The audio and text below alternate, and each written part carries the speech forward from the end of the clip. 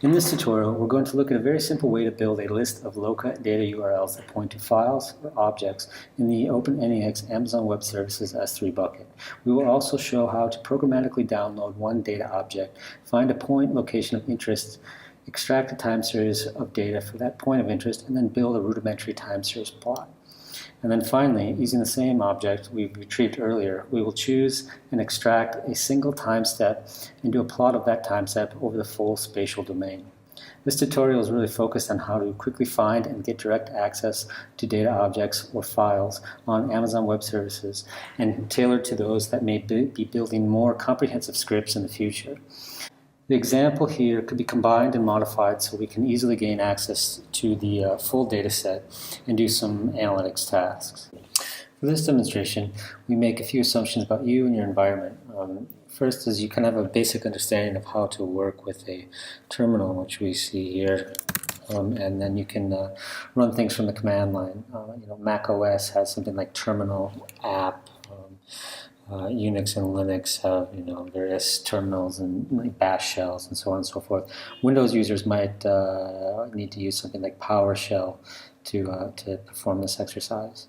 And then also you should have an installation of Python and then some of the dependencies such as the requests package. I'm just pulling it up here to show you. Matplotlib, which does some of the plotting for us, of course, NumPy, and then netcdf4, which is a Python wrapper around the standard sort of netcdf libraries that can read our data set that we're interested in. If you're going to run the R examples, you of course need an installation of R. And then there's one small dependency for this example is JSONLite, and that can be easily installed just with the R install command. And then one other thing that you'll want is a GitHub. You will need to use Git, although it's not completely necessary, but it's worth it to have. And then there's a few other things that are worth mentioning. So all the objects that we're kind of going to be looking at are located on Amazon Web Services S3 object store that is physically located in Oregon, so the US West 2 region. So depending upon where you are, accessing the simple index.json files, which I'm about to show you, or the data itself, depending upon your network connectivity and your system capabilities, you'll see different kind of performance on download speeds and demonstration responsiveness and things like that. So ideally, one might spin up a EC2 instance in that particular region, the US West 2 region, and do kind of any sort of processing or the demonstration there. That way, your compute is very close to your data. So first, let's find our demo project. You can see the NASA Earth Exchange organization. And we have this locadatademo here. And this has the rough documentation all set up in the repository itself.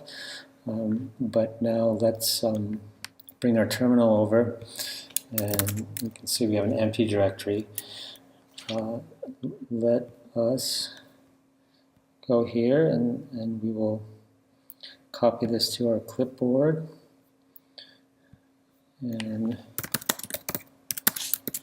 so here I'm just cloning the repository locally. Okay, there we go. Let's change directories in there, and we can see our various files. And note, if you don't want to use get, there's this download zip link where you can just download it directly instead of using get, but I would suggest you use get. So now let's take a quick look at the loca s3 find.py. I'm going to open it up in Vim, but feel free to use a different editor. Just use it because it's convenient for me. It's a very simple script. Let me open this up a little. We have kind of two small routines. One that is going to load our inventory file, which is JSON based, and then one that is essentially going to parse and extract only the data URLs that we're really interested in for this particular demonstration. You can see this routine is reasonably documented, and just feel free to look through the documentation. And here we're doing some Python-based list comprehension to find what we need out of the JSON index. So maybe we can actually, let me just download that index. We can take a quick peek at it. It's rather large, it's 19 meg, but it's not too big. And here you can see we just have the URL, some various metadata that describes what this file is at a very, very high level. It just enables us to run a simple search without too much trouble. No complicated database servers or anything like that to deal with. Now let's run that script.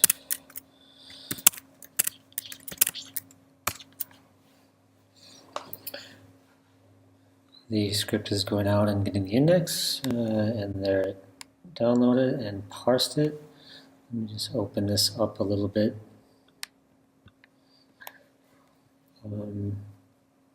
As you can see, we randomly chose the HADGAM2 AO model. This is the historical data that is prepended onto our list.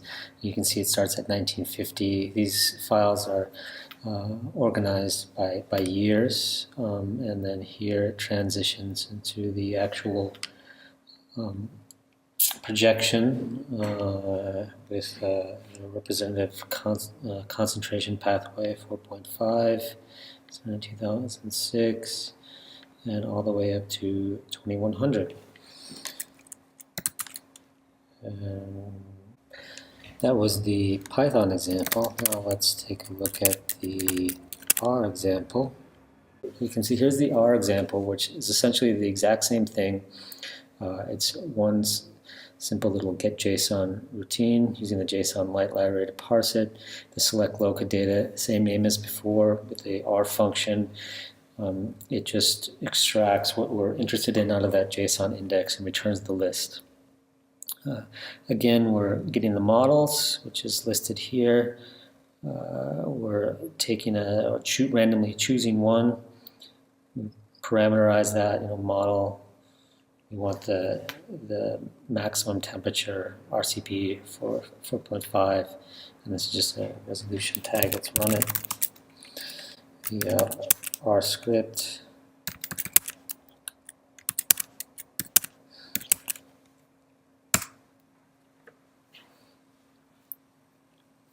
We expect similar results to the Python result. Let's wait a second here.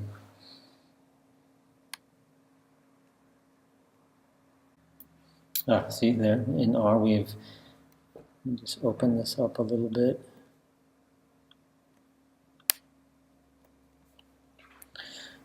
We have the historical. This time we picked the HADGAM2 model. 1950, 51. It's ordered transition into the projection here. 2006 all the way up to 2100. Okay, so moving on, let's take a look at this other file, loca s3p. Now this particular script will actually download a file and then open it up, extract a little bit of data, and make some figures. And I mean, I urge you just to go through and look at the file itself. There's no need, but we're going to extract. First, we're going to randomly select a time step out of the particular file of interest, and then we'll plot that over the full spatial domain so you can see what it looks like. And then we'll go in to try to find a point based here, and I've chosen this particular point of interest. You can look at the map here, and this is the NIST. As you can see, it's in the NIST facility here, and it's called the Net Zero experimental house building, I should say. So that's our point of interest. You can see a couple of basic plotting routines. Here's the file that will, or the object that we'll be using. You can see here we open up the netcdf file, doing some printouts, extracting the dates, masking some of the values and converting the units, plotting, doing the spatial plot. Here we find the point of interest that's closest to our net zero residence within the file. Extract that, convert the units, and then plot the time series. So very basic. Let's run it.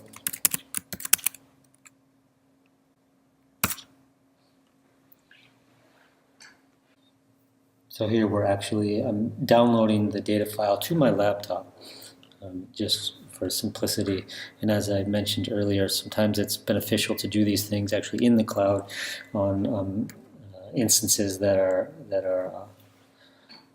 actually physically close to the data, so things happen much faster in terms of moving the data around.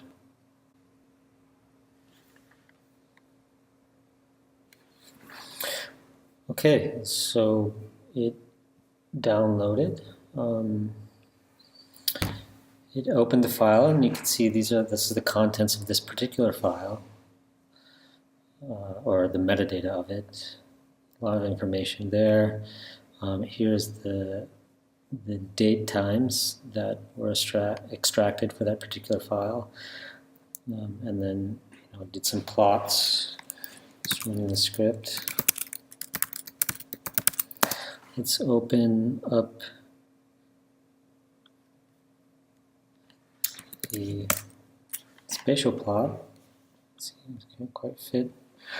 You can see we just created a figure of the whole domain for a particular time step. It happens to be 9/26/2050. Let's open up the time series plot for the net zero residence location. There you can see this just is over the course of one year.